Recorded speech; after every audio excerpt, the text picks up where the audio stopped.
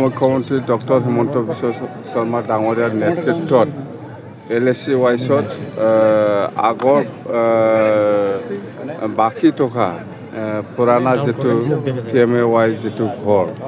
সেইটো আজি বেনিফিচিয়াৰীসকলক ঘৰ বিতৰণ কৰাৰ যিটো সভা এইটো আমাৰ CM ডাঙৰীয়াই পলাশবাৰী বা বকত উপস্থিত থাকি চেণ্ট্ৰেলি অপেনিং কৰি দিলে আৰু আমি গোসাইগাঁও LSC হিচাপে আমি এই LSC ভিতৰত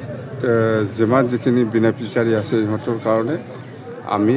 মুকলি কৰিবৰ কাৰণে আমাক দায়িত্ব দিছে অসম চৰকাৰে হিচাপত মই আহি পেলাই এই কাৰ্যসূচীটো উদ্বোধন কৰি দিছোঁ। অসম চৰকাৰৰ বা ভাৰত চৰকাৰৰ উদ্যোগত বহুত আঁচনি আছে আপোনালোকে শুনিছে মুঠতে ভাৰত চৰকাৰ বা অসম চৰকাৰে যিখিনি গৰীব দুখীয়াসকলৰ কাৰণে যিখিনি আঁচনি লৈ পেলাই কাম কৰি আছে এইটো আমাৰ কাৰণে খুব গৌৰৱৰ কথা যে অসমবাসী ৰাইজে নিশ্চয় সন্তুষ্ট চৰকাৰে যিখিনি দায়িত্ব লৈ পেলাই কাম কৰি আছে। তো আমাৰ BTC অঞ্চলতো আমাৰ দুখীয়াসকলে বা BTC বাসী ৰাইজে খুব সুখী আজি যিটো প্ৰগ্ৰাম সেইটো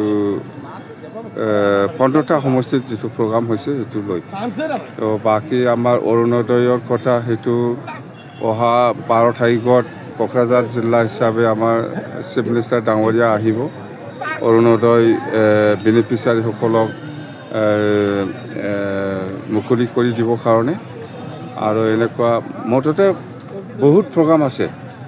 এই ডিচেম্বৰ জানুৱাৰী মাহত কথা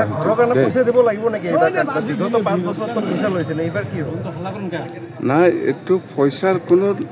কথাই অহা নাই। CM ডাঙৰীয়া অলৰেডি কৈছে যে যিসকলে বেনিফিচিয়াৰীৰ ওপৰত পইচা লৈ পেলাই ঘৰ বনোৱাৰ যিটো প্ৰচেষ্টা চলাব এইসকলৰ ওপৰত অফিচিয়েলি পানিছমেণ্টটো থাকিবই আৰু আমিও ল'ম অকল CM ডাঙৰীয়া নহয় BTC অঞ্চলত আমি চাম কথা সেইটোৱেই দেই হ'ব।